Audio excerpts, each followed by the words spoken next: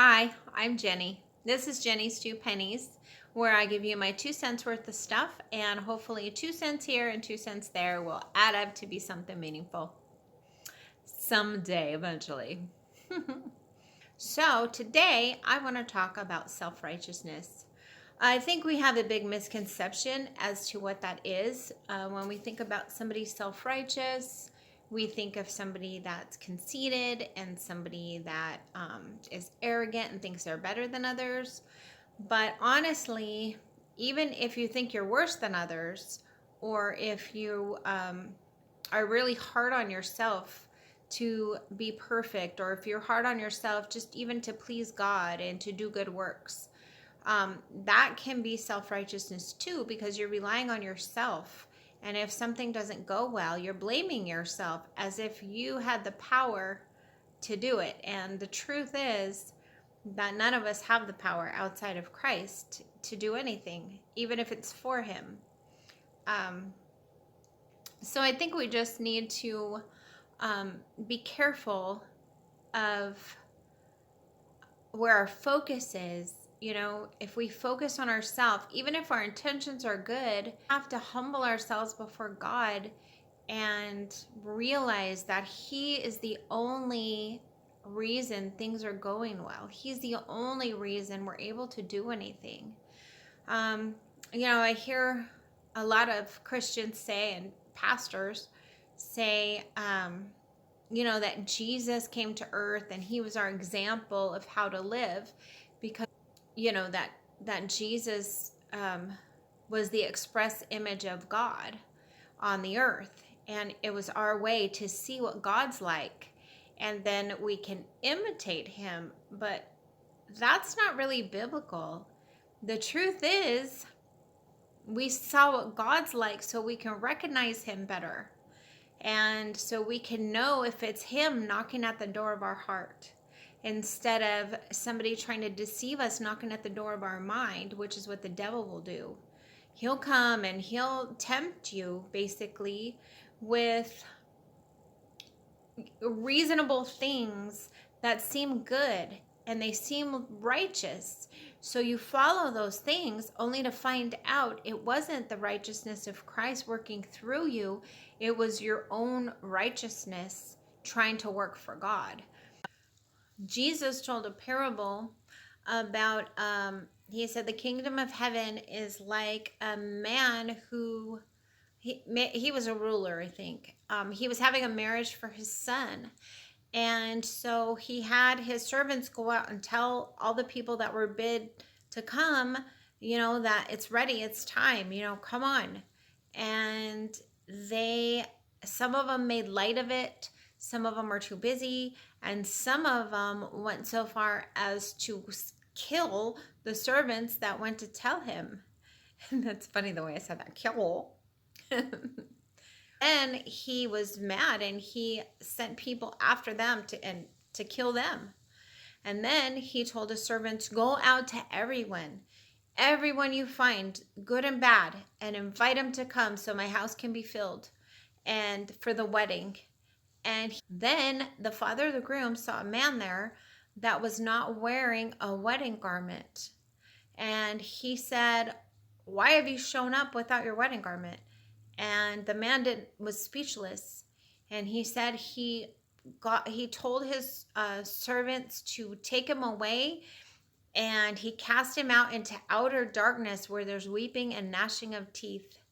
And then he said, many are called, but few are chosen. And that's, I've always understood most of that, but there was a part that always was kind of weird, and that was the one guy that wasn't wearing a wedding garment. And, the rest of it's basically talking about God's own people rejecting Jesus when He came. And, they actually killed the servants of God. And they were only just bid to come to the feast. But they didn't want to. They really don't want to. But then the one that did come, I guess he told everyone could come now, and that was like the Gentiles. But that one guy just wasn't wearing a wedding garment. And the Lord kind of showed me over time, in Isaiah, it talks about our own righteousness is as filthy rags. And that we can only come to God in the righteousness of Jesus. We can't come in our own righteousness. It isn't suitable. It's filthy. And we have an idea in our head of what's good, and something might be good, but we ruin it when we try to do it in our own, in our own righteousness. And so to really please God, we have to only come through the righteousness of Christ. And we have to realize that he's the only righteous one. You know, he's the express image of God on earth. We can't imitate him, you know. In the Bible, in the book of Hebrews, it said that it's kind of comparing Moses and the law to Christ. And part of that he says about Moses, because Moses was the one who God gave the law to. He says that Moses was faithful in all his house as a servant. But then it says, but Christ as a son is the one that built his house. And then it goes on to say whose house we are if we hold fast the confidence and rejoicing of the hope till the end. It doesn't say anything about if we do good things, feed the poor. No, it's talking about if we hold our confidence in Christ and rejoicing until the end, rejoicing for the hope until the end. It says the builder of the house has more honor than the house. And I think a lot of times we like doing things because it makes us feel worthwhile. It makes us feel worthy, you know, and we want to have peace with God. We want to have righteousness in God. We want to walk in a way that pleases God. But the thing that we just forget, we remember it when we first got saved, because and if you've never asked Jesus to come into your life and take control, then you may not understand this. But when that happens, when you realize that you can really do nothing without Jesus, like you really need help. You know, sometimes it's because our circumstances are horrible, and sometimes it's just because we realize in our heart something just comes alive. Our heart beats hard, and something overtakes us and makes us realize and see something we never saw, which is that what God offers is good news, which is that Jesus came to save us from a curse that we brought on ourselves and that we gladly lived in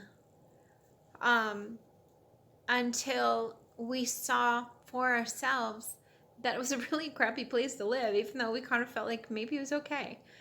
And then when he brought us out, it's kind of like if you're on a huge ship like the Titanic, you can't tell it's sinking till it's almost completely sunk because it's so big. But if someone tells you your boat is sinking, here, jump on this life raft, and you jump on it, after you get a little distance away, you can see clearly that the boat was sinking and that it was true. And it's kind of that way, you know, like it might be there and it might be true and it might be happening that you're going down a path of destruction, but sometimes you just don't see it. But if somebody tells you and you just believe it just a little bit, then you're motivated to do something and either, in this analogy, get into a life raft, which is Jesus, which will save you, and head in an opposite direction of destruction. And then when you look back, you can see what you left behind, and you can see that it was not worth anything.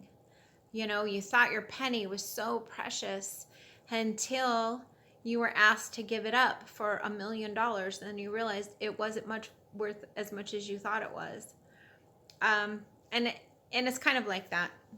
Anyway, but I think once that happens, and once we believe, and once we're set free, then we're in such a place of rejoicing over what the Lord has done for us.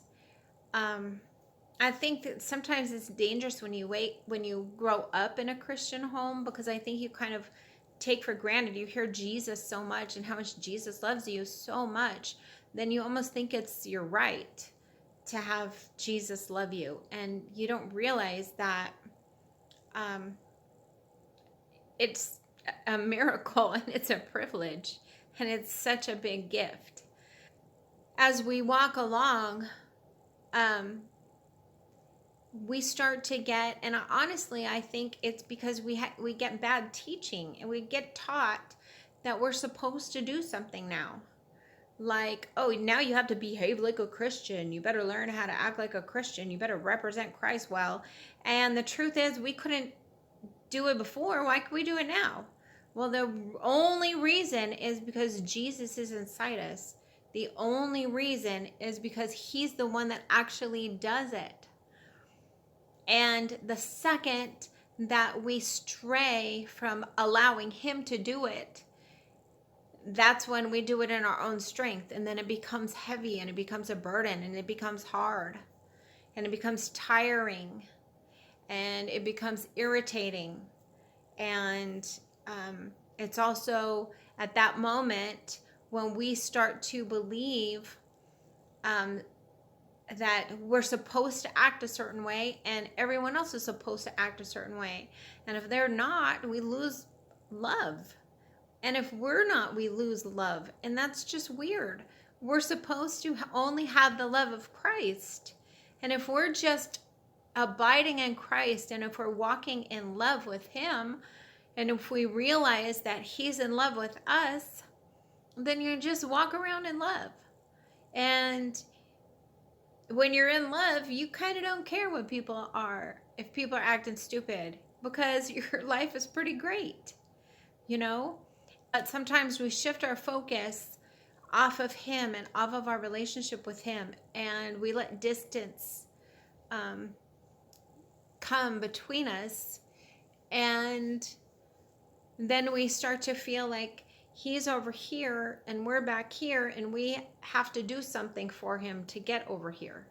And that's a lie. The devil's a liar, and he tells us that lie all the time.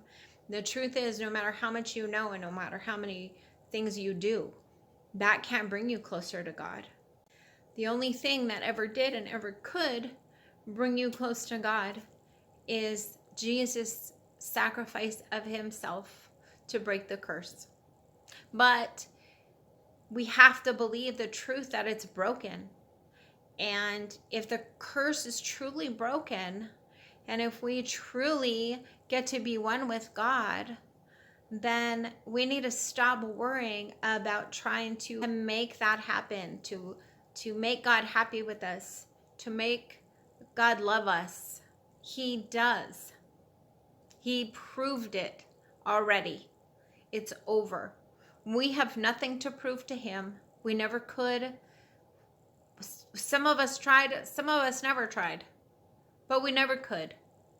All we have to bring to the table is nothing. All we can do is let him in so that he can work a miracle and make us live in a different way, make us become something new that's like him. And the more we know him, it says at the end, when we're with him, we'll be like him, because we'll see him face to face. So it's just a miracle. It's just God, because the only way to become like him is to know him more. That's the whole key. And to rest and believe what he says. And that's all. It's about believing. It's not about doing. It doesn't matter if you focus on doing good works before you come to Christ, or if you focus on doing good works to please God after you come to Christ. Our focus can't be on what we do. Our focus can't be on the results of what we do. Our focus can't be on our actions, because then we look at ourselves and we start believing lies about ourselves, that maybe we are good enough or we aren't good enough. And the truth is, it doesn't matter. We're loved about him, and we're made in his image, but we're all distorted right now. And it's only him that knows what that image looks like, and he puts it all together. And he's the only one that knows the beginning from the end, and he's the one that perfects our faith. I was actually reminded this morning by my pastor of that, it's just Jesus. We can't do anything without him. And we try, and we keep trying, and that's why we get discouraged. And I just want to encourage you, don't beat yourself up and don't puff yourself up. Both are self-righteousness, because you're focusing on yourself. Focus on what Jesus says. I will provide for you. I love you. I'll protect you. I'll deliver you. He loves us. He's known us, and he's loved us from the foundation of the world, before we were ever actually even in our mother's womb. And that's something that kind of blows my mind. I don't understand it, but he says it. Nothing else has ever been proven as a lie that God's ever said. And trust me, people have tried to prove it and been unsuccessful. Lives are changed every day, and mine is one of them. It's because of the goodness of God.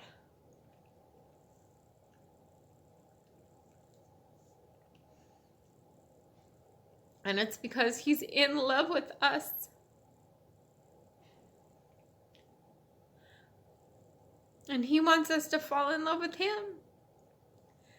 And he's giving us the opportunity to get to know him. And any little thing that we know about love is only a tiny reflection of him. So if the more we know him, the more we'll know more. The more we'll know more about love. Oh, goodness. I'm so sorry. I always cry. The more we know him, the more we'll know about love. The more we'll know love. The thing is, it's not even a thing to know about. That's just occurred to me. We always try to know about love. We try to learn about love, how to love. And the truth is, love is a person. It's God.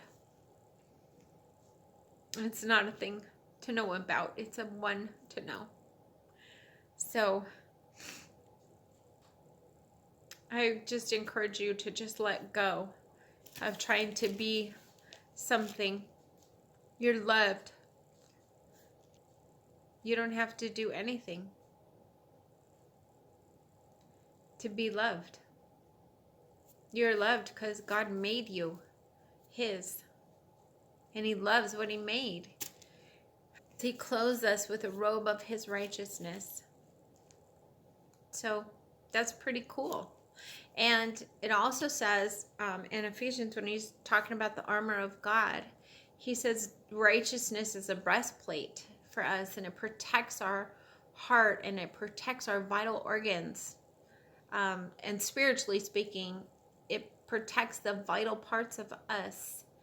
And that's the righteousness of Christ. And we need to remember that we're righteous, period, because of what he did. He made us righteous. It's a gift, and we have to accept it and receive it and believe it. So believe it, because it's true. He's the righteous one, and he made us righteous, because he says, I can clothe you in a robe of righteousness, and that'll protect you. It's a breastplate of righteousness against the enemy. It says against the fiery darts of the enemy. And he'll try to get you. He'll try to get you with lies, telling you you're not good enough. You know, he'll try to break your spirit, tell you to try harder, to represent God better, to do more. And the truth is, all you got to do is be a child of God.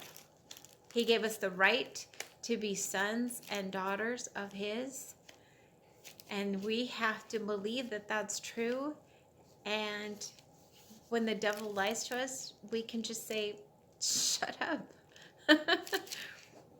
Shut up. I'm a child of the King of Kings. I have nothing to prove. I tried and I failed. And for me to keep trying is ridiculous. What do they say? That trying the same thing over and over, hoping for a different, trying the same thing and hoping for different results is like the definition of insanity or whatever. So yeah, stop trying.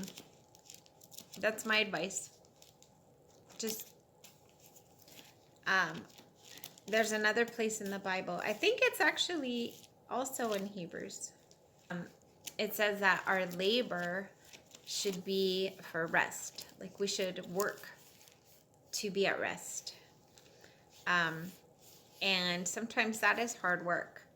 But it really does boil down to belief. Do you believe that is true? Do you believe that what Jesus did or not?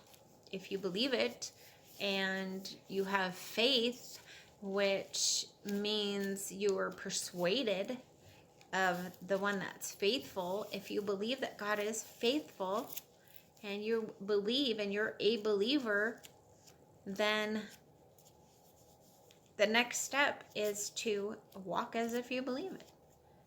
And what that means is to just let go of stuff. Let go of your expectations of yourself. You know? Put your expectations on him. You know, put high expectations on what God can do and what God's going to do and what he promised to do. He promised to deliver you. He promised to protect you. He promises to heal you. He promises to love you. He promises all of those things. Yet we seek them elsewhere. And the only explanation is because we don't really believe what he says. So that's something, we all have to work on. Resting. And life is so much easier when you can just rest in the arms of God and let him carry you through it. He says he will. He does.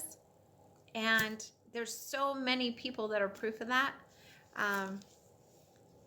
And so just don't listen to that little voice that tells you that you need to do more or you're not good enough. Jesus loved you and he broke the curse over you. So through him, you are good enough. In his righteousness, those little darts can't do anything. So remember that you're righteous. But no, it has nothing to do with you. It has everything to do with what God did, what Jesus did for you. Anyway, so that's it for today. I love you. Have a great day.